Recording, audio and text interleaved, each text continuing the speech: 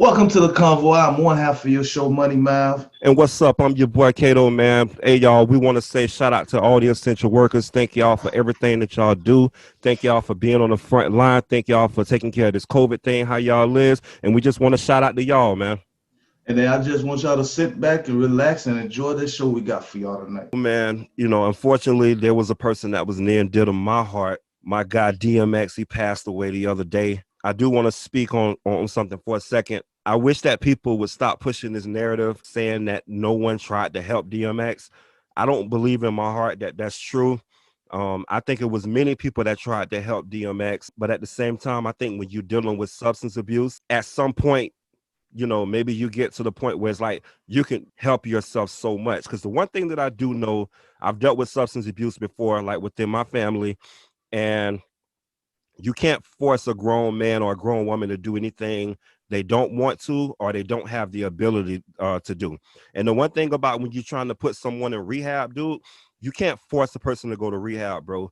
If they want to go to rehab, then they'll go. But rehab will turn you away if you ain't ready. You see what I'm saying? So, Right. um, yeah, man. I just wanna break that rumor up, man. I think it's people that love DMX besides his kids, his mama, his family or whatever. I think people like Swiss, people like Buster, people like Dragon. I think those guys really loved DMX, dude, and I think they tried to help him as much as he would allow them to. But yeah, anyway, man, rest in peace to one of the most prolific rappers slash entertainers ever, man. He definitely a GOAT for me. My guy, DMX Earl Simmons, man. Rest in I peace. mean, he an icon, man, a He's legend. You know definitely, what I he mean? definitely, he His definitely was an music, icon, man. his music will forever live on. And don't be Definitely. surprised if you start hearing people biting some shit, sampling some DMX. Uh-huh. I mean, as far as I know, my nigga, I grew up listening to his music. You grew up listening to his music, so I'm always Right. go around talking about some. Man, I used to I'm think I was always X, gonna do bro. that shit. You know what I'm saying? Like nigga have me going around, we like walking up his Man, DMX was like so what? grungy and raw. His talent was unreal, bro. Like for real. He was definitely one of the rawest rappers that ever touched the if microphone. if you were okay, let's just say in our era, only in our era, Uh-huh. saying that let's just say for example, if we look at Biggie and Pac Uh-huh. as the top right there, we're not looking at nobody before them, but we're looking at everybody after them. Uh-huh. Would you say that DMX was like the next Pac? No. Who would you say would have been the next Pac? Nipsey Hussle. I've always felt like Nipsey Hussle gave me the vibes of Pac, and the reason why I feel like that is because in Pac's music he talked a lot about, and I ain't talking about some of the other stuff that he talked about, maybe the drugs and the women or whatever. We ain't talking about that right now. I'm talking about when he talked about the positivity, when he talked about helping out the community, when he was standing tall. He talked about computers and just things to help out the communities like community centers and stuff like that. I definitely felt that with Nipsey, bro. I felt Okay. like that was Nipsey's turn, bro, for sure. And I felt like if he would have still been alive, let me tell you something, dude. I know for a fact because I actually watched the interview with the Breakfast Club because I watch the Breakfast Club all the time. But anyway, where Nipsey was that last time Nipsey was on there, and he was talking about how over there where he from, he actually had a community center. Excuse me, a community center where he was getting ready to get new computers. He was getting ready to do all these wonderful things for that community center, bro. It was a lot of stuff in the works, for that community. And that's what Nipsey stood for, man. So yeah. But see, okay, I mean, like just in the music, the uh, image wise, that's all. That's what I was like really asking about. Like, Image wise. yeah, like the type of person that we seen the rapper Tupac can be, not uh, the human being Tupac. You see what I'm saying? Like as far as a rapper. the fights, the image that he put out, the thug mentality that image. Mm, That's what I'm saying. Like not so far as like the work, he did behind the curtains as far as like for the streets and everything. We know about all that, but that was the main question I was asking. Like if you look at Pac and Biggie, hmm anybody else that came after them, as far as like Jay-Z and Nas got hot, even though Nas was around that time, but he got Right. hotter Uh-huh. after them, you know, like shit like that. Like who would you have put in line to have been the next Pac? You know what, man? That's As a far good as like question. image wise. That's a good question. I don't know. I don't know. Who you think? I mean, Now I've I got always looked somebody. If at you talking about big, I definitely think Ross is there. I like Ross because Ross is that, you know, besides the fact of him, you know, having a little weight on him, even though my boy done lost a lot of weight, but anyway, you know, Ross was just so smooth and debonair, you know, and I always felt like that about Big. So I would put Ross there for sure. Rick Ross. Yeah, for sure. With Big. Yeah. Yeah, I've always felt like Ross was smooth and debonair like Big, man. And it's funny because I've always looked at Nas, even though I was never a Nas fan, but like if I listen to Nas lyrics and everything, I don't know if it's because them boys are like from around the same area, right? But Nas always gave me a Biggie vibe, even though I was never really a Nas fan. But I've always felt like lyrical wise, the way he played with his words, he always gave me that Biggie vibe. Now Nas is in my top 5. Yeah, take Nas and put him on like a Biggie type beat. And I'm listening to his ass all day. He gonna kill it because Nas smooth as fuck too. You know what I mean? And Nas got that wordplay for you, man. Yeah, yeah. So let me ask you a question. What's your top 5? Biggie, Luda, Busta. I gotta put T.I. in there. Facts. Okay. Oh, can't forget about my boy Trick. You know, Trick Daddy. Okay. I keep it southern, bro. Like okay, real shit. All right. Well, I'm a little different, man. My top 5, dude, is Pac, Biggie, Nas, DMX, T.I., and you know you gotta always have an honorable mention, and that's Snoop Dogg, man. I mean, don't get me wrong, them boys in my list too, but yeah, definitely. But I'm talking, your top 5 is top the 5, ones like, that, hey, if it came down to it, I could listen to those 5 guys right now. If I couldn't listen to nothing else, all day. That's what I need. I'll be on it all day. Yeah, for sure, man. Those are my guys. All right, Outkast was one of them. Yeah, definitely. Actually, you know what? I like both boys, man. Outkast and Andre and Big Boy, but it's just something about Andre, dude. Like his swag, his style. He got a certain style. Andre got a certain style. Yeah. Big Boy's just the regular, normal, you know, little swag dude. But like when you looked at Andre, it was like, nigga, you weird, but I fucks with you. Big Boy remind me of like a Killer Mike. Killer Mike get on the mic and just kill it. That's just what he gonna do. You know what I'm saying? So shit, I trust me, I can understand that. Young Jock, I fucks with Young Jock when he first came out, but then I felt like he just went off the rails. Like, dude. Well, this is the thing about Young Jock, man. Young Jock, one of those people, don't get me wrong, he done had a couple of hit records. Young Jock done had some hit big records. But even more than that, dude, Jock is one of those people that I like to call a troll, and he knows how to keep attention. And even on top of that, I don't think he give a fuck about people laughing at him no more. So he do shit for the attention, and then he's fine with the attention that he get.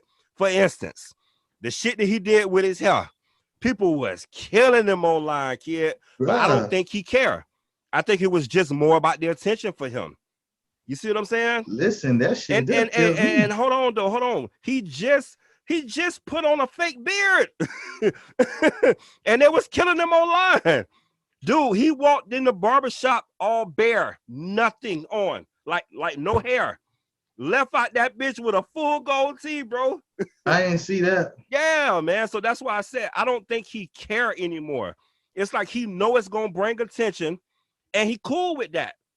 You see what I'm saying? Shout out to Jock, man. I think Jock done got to the point where it's like, hey, man, they say all publicity is good. No matter if it's good or bad, it's still publicity. Yeah, fuck that. I don't see that. I think that's how he feel, man. Another incident that happened, you know, you showed me that some officers have no kind of regards for the men and women in the military. You know, a black lieutenant gets pulled over by 2 white cops, and I heard about that. This man has his hand up in the air, and you telling him to keep his hands up, but he had opened the door. Like, which one do you want me to fucking do? I can't do both.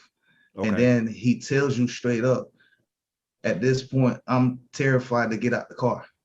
I've been there. I've been there. You pepper sprayed this man and yank him out of the car and put handcuffs on him for what? Mm-hmm. You could have just spoke to him. If you know that's like a fellow co-worker to you at this moment. Right. You see what I mean? Right. So there was no respect, not even for the uniform. At that moment in time, I'm not even looking at him being a black man. I'm looking at him being a military man. Point blank. What gets me, and I want to get this off before I forget. What gets me is how the police feel some type of way about us feeling some type of way about them. You know what I mean? Because I'm gonna tell you, bro, I've been that before. I've been pulled over, my nigga, and cried. You know what I'm saying? I swear. Because I'm getting put, first of all, I'm seeing my people die every day. I'm not even gonna lie. I'm seeing them die every day.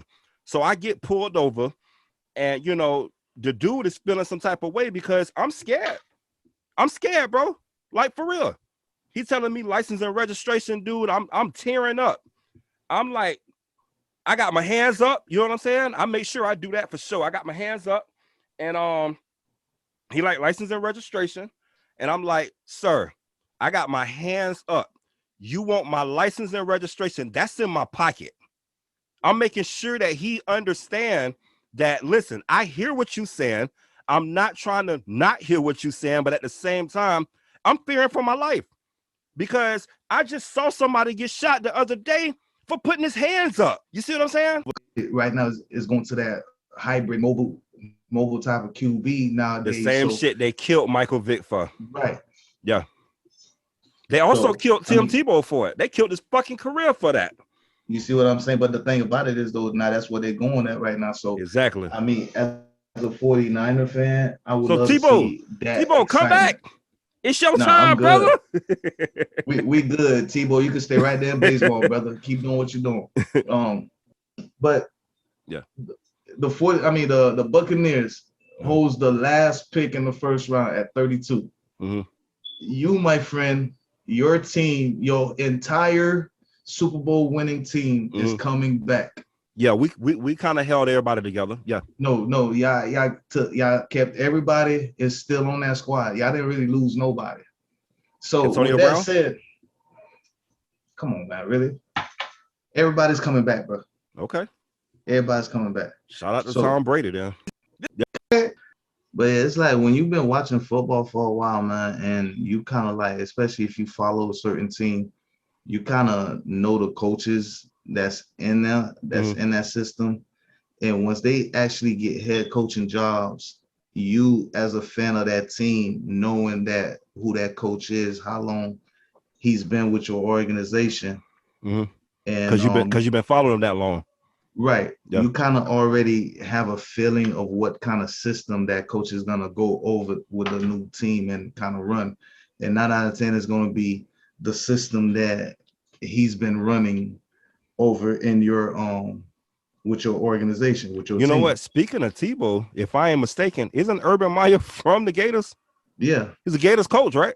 Well, see, Urban Meyer, if you want me to go through it, bro, I mean, I don't know much before Utah, but Urban Meyer was head coach at Utah. He coached Alex Smith, who went #1 overall to the 49ers. Right. And then he ended up taking the job over at Florida, where he led the Gators to 2 national championships with Tebow. Yeah. That I did know. Tebow went first round, 15th pick. Then he retired and came back and took the job at Ohio State, where he led them to a national championship. And his quarterback at that time, if I'm not mistaken, was Cardell Jones, who was the number 3rd pick after playing only 4 fucking college games and winning a national championship, bro. He played 4 college games, won a national championship. Instead of staying in school, that nigga took off and went to the NFL. He must have showed his ass in them games, though. He did, but the thing about it, it was just so much talk and hype about the shit because at the same time too. Of course, they've been watching him. It was just like 4 games, Uh-huh. took him all the way to the national championship because the first 2 quarterbacks, Braxton Miller and I forgot who the other QB was, they both got hurt. So he was like an emergency QB. He came in, they won the last game they needed to win. Uh-huh. They go on to win the next game after that, and then they went on to win the Big Ten title, the championship game, which put them into the national championship game. If I'm not Right on. mistaken, I think who was it they beat? Clemson? I can't remember who they beat, but that was a story for the ages. Like, this guy comes in, never taking a college snap, only 4 college games, and takes you all the way to the promised land and just like commands the whole team. Like, Shit, that's what's up though. That's but dope. he ain't last long in the NFL. Hey, at least he did get his he got his championships though. Yeah, he got it in there. He got it in. But hey man, let's go ahead and switch this thing up for a second, man. I read a story the other day where it was a young lady. The bank messed up and put $1 million in her account. And what's the first thing she did? You guessed it. She moved the money over to a different account. Every time the bank tried to call her, text her, she ignored them. And she went and bought her a house. She went and bought her a car, and she used some of the money to pay some bills with. So my question to you, sir, is what would you do if the bank messed up and put $1 million in your account? What's the first thing you're going to do?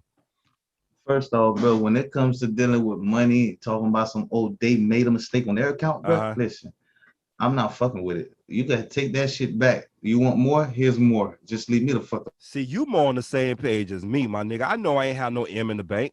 You know what I'm saying? I know I ain't have no M in the bank, bro. If I'm looking at my account, I might have a couple of stacks in there. Nigga, I ain't never had no M. If I look at my account and I see an M in there, bro, I know it's a problem. I know they done made a mistake. And what's the other thing that you know? Yep, you guessed it. Whoever made that error is coming for that goddamn $1 million. You know?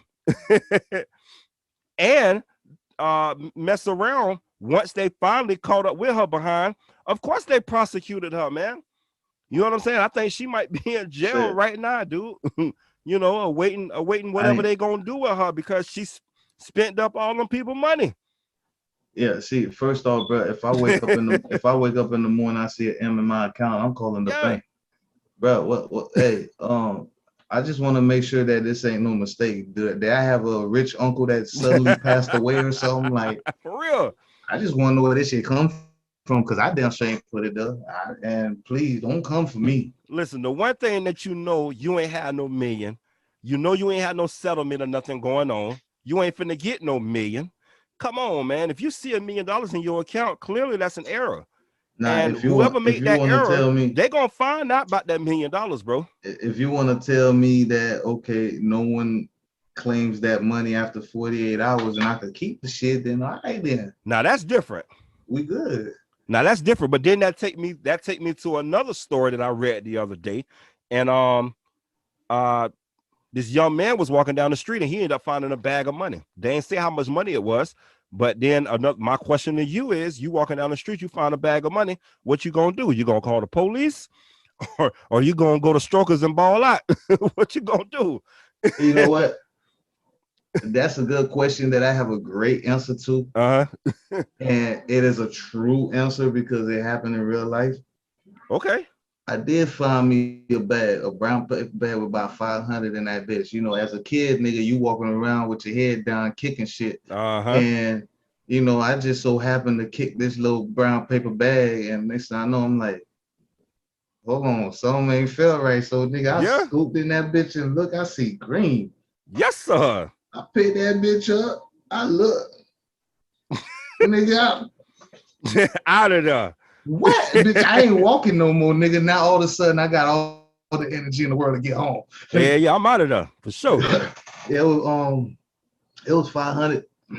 Shit, I ain't gonna say where I found it at because I might be giving myself up. Oh man, it might be, even though it's decades later, but still, a nigga might be like, see, I knew that shit was gonna come back. You don't want the wrong person to hear. Be like, God damn it, I knew I lost that $500, man. I saw your ass running. Yeah, no. He mess around and still remember that shit, man. Yeah. For real. Yeah, we ain't doing all that shit. But yeah, so that happened, man. I kept that shit. I mean, it's like it's kind of like one of them deals, like finders keepers type shit. Like you found it. I mean, what you gonna do? Listen, if I'm walking down the street and I find some money, bro, I'm not going to the police. I'm sorry. I'm not going to the police for them to say, oh well, if nobody don't it's claim a different 48 hours or it's a different story. It's a different story if the shit got an ID in it or something like that. Oh hell yeah. Yeah. Like I said, you more on the same terms as me, kid. Like if I know I don't have $1 million and I look in my bank and I see $1 million, but as far as like me going out my way to find who they, yeah, you know what I'm saying? I know that's not my money. You know what I'm saying? So, but like you said, as far as walking down the street, I'm kicking the bag and I open up the bag and it's a couple hundred and whatever. Hey man, that couple hundred going with me. Well, anyway, y'all, that's our show, man. This is episode 51, man. This is the Convo with Mav and Kato. I'm your boy Kato. That's Mav. Hey, man, y'all keep rolling with us. We're going to keep on doing what we got to do. Please subscribe to the Convo with Mav and Kato. Thank y'all. We love y'all. Peace out. Don't you want to be daddy's little girl? Don't you want to take trips all across the world? Don't you want to go shop till your mouth they roll up? They brag to all your friends about how much I spoil your shot. Don't you want to be daddy's little girl?